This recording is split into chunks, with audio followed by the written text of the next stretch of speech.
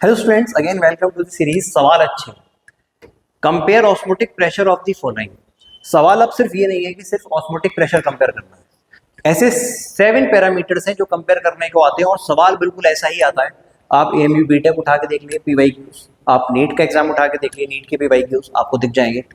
आप जेई के पीवाईक्यूज उठा के देख लीजिए, इसी पैटर्न पे सवाल बार बार आया है। तो आइए इस क्वेश्चन को एज अ कॉन्सेप्चुअल क्वेश्चन की तरह ट्रीट करते हैं, मतलब इसका पूरा कॉन्सेप्ट सीखते हैं ताकि बच्चों को कोई परेशानी ना हो।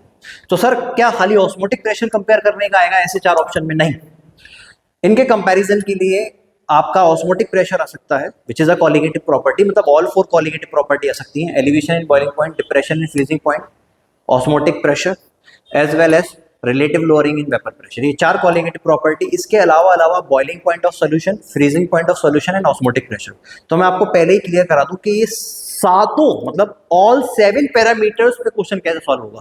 जैसे अगर मैं कंपेयर ऑस्मोटिक प्रेशर की जगह बॉइलिंग पॉइंट लिख दूं, फ्रीजिंग पॉइंट लिख दूं, relative lowering in vapour pressure लिख दूं, खाली बॉइलिंग पॉइंट लिख दूं, खाली फ्रीजिंग पॉइंट लिख दूं, मतलब इसका मतलब मैं 7 पैरामीटर्स में कुछ भी चेक करूंगा, सारे के सारे हम लोग निकाल सकते हैं। तो सर हम कंपेयर कैसे करेंगे? तो आइए पहले मैं आपको कॉन्सेप्ट सिखाता हूं। तो आप पहले आप देखिए, ये जो आपको क्वेश्चन दिख रहे हैं इसमें कुछ इलेक्ट्रोलाइट भी हैं, कुछ नॉन इलेक्ट्रोलाइट भी हैं। मैंने जानबूझ के क्वेश्चन में मोलैरिटी डिफरेंट भी रखी है ताकि आप पूरा कॉन्सेप्ट सीख जाएं कि सवाल कैसे होगा। तो ऐसे केसेस में मैं आपको पूरा कॉन्सेप्ट सिखाता हूं। ऐसे केसेस में जहां पे मोलैरिटी भी अलग है, इलेक्ट्रोलाइट्स भी है, नॉन इलेक्ट्रोलाइट्स भी है, सबके सब सारे केसेस में उनके आई की वैल्यूज भी अलग है, वेंटो फैक्टर आई भी अलग अलग है।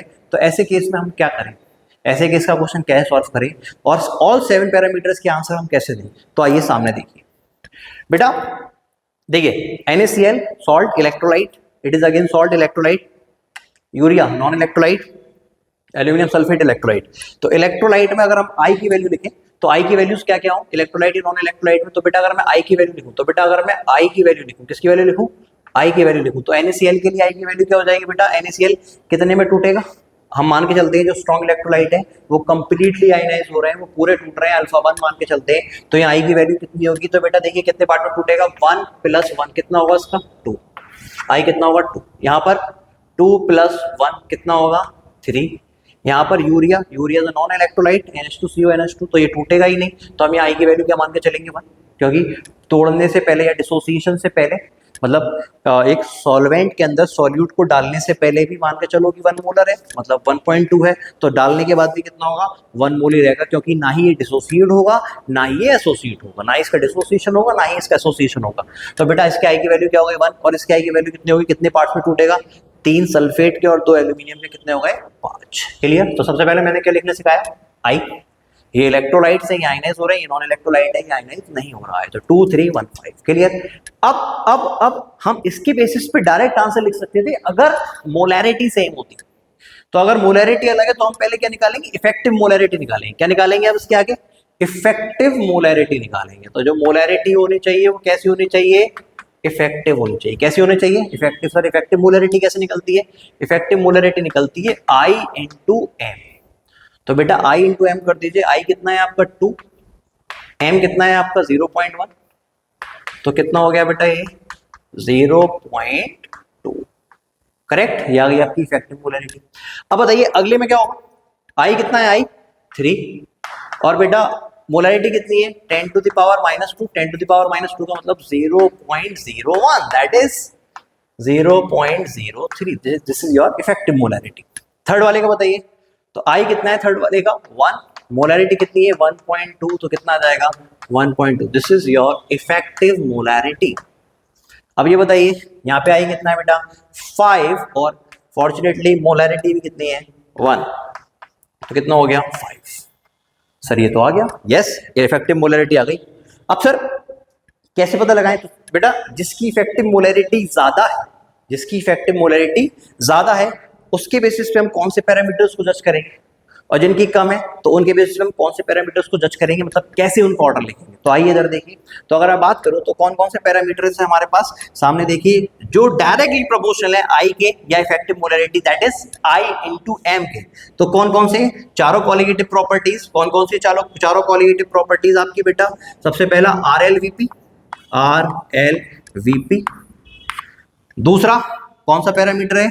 Elevation in boiling point delta TB, तीसरा depression in freezing point delta TF, और चौथा ऑस्मोटिक प्रेशर जो मेरा क्वेश्चन है दैट इज ऑस्मोटिक प्रेशर, जिसको मैं किससे नोट करता हूं, पाई से।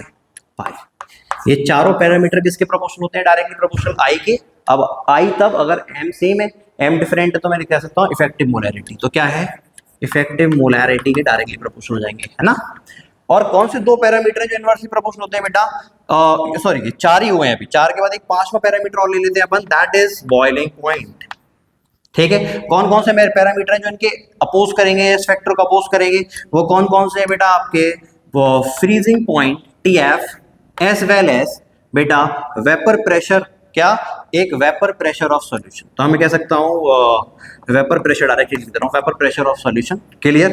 तो अब वो क्या हो जाएगा बेटा, वो होता है इनवर्सली प्रोपोर्शनल टू क्या, इफेक्टिव मोलैरिटी के, इफेक्टिव मोलैरिटी मतलब I इंटू एम के, क्लियर है। अब मुझे ऑर्डर किसके बेसिस पे लिखना है, compare osmotic pressure of the following. तो मुझे osmotic pressure that is pi, pi के बेसिस पे लिखना है। तो उसका मतलब जिसकी इफेक्टिव मोलैरिटी ज्यादा होगी उसका ऑस्मोटिक प्रेशर ज्यादा होगा, as well as all 5 parameter ज्यादा होंगे, boiling point, relative lowering in vapour pressure, elevation in boiling point, depression in freezing point, osmotic pressure, ये सब डायरेक्टली प्रोपोर्शनल होंगे इफेक्टिव मोलैरिटी के, and freezing point of solution और vapour pressure of solution inversely proportional होंगे effective molarity के। अब मुझे सिर्फ पाई पे आंसर निकालना है, तो मैं कैसे लिखूंगा, चलो मैं इंक्रीजिंग लिखूं या डिक्रीजिंग ऑर्डर लिखूं। आइए इंक्रीजिंग ऑर्डर लिखते हैं, छोटे से बड़ा, तो छोटे से बड़ा ऑर्डर लिखें। तो बताइए पांचों केस में सबसे छोटी वैल्यू किसकी आ रही है, सबसे छोटी वैल्यू आ रही है किसकी, बी की। सबसे छोटी वैल्यू किसकी आ रही है, बी की। बी से ज्यादा, बी से ज्यादा ए की, ए से ज्यादा, ए से ज्यादा सी की, सी से ज्यादा डी की। तो बेटा ये किस ऑर्डर हो गया, जो मेरा क्वेश्चन था ऑस्मोटिक प्रेशर पाई, ये इसका ऑर्डर हो गया। अब सवाल ये कि सिर्फ पाई का है, पाई का मतलब सिर्फ ऑस्मोटिक प्रेशर का ऑर्डर नहीं, ये इन ऑल 5 पैरामीटर्स का ऑर्डर है, pi, delta TF, delta TB, RLVP and TB, इन पांचों का ऑर्डर यही होगा जो ऑस्मोटिक प्रेशर पाई का होगा। अरे हाँ या ना। अब क्वेश्चन आ जाए, इसलिए मैं पूरा कॉन्सेप्ट समझा रहा हूं, जरूरी नहीं यही पूछे हमसे, ये ऑल 7 पैरामीटर्स पूछे, ऐसा क्वेश्चन आए हमसे होना चाहिए, चाहे वो कोई भी एग्जाम, क्लियर है। तो पाई का ऑर्डर ये आ गया। अब वो पूछता नहीं सर फ्रीजिंग पॉइंट और वेपर प्रेशर ऑफ सॉल्यूशन का ऑर्डर बताओ, तो मैं क्या करता है, इसको उल्टा कर देता, उल्टा इन द सेंस, अगर फिर इंक्रीजिंग लिखूं तो डी मेरा पीछे आ जाएगा, फिर डी से बड़ा सी, सी से बड़ा ए से बड़ा बी।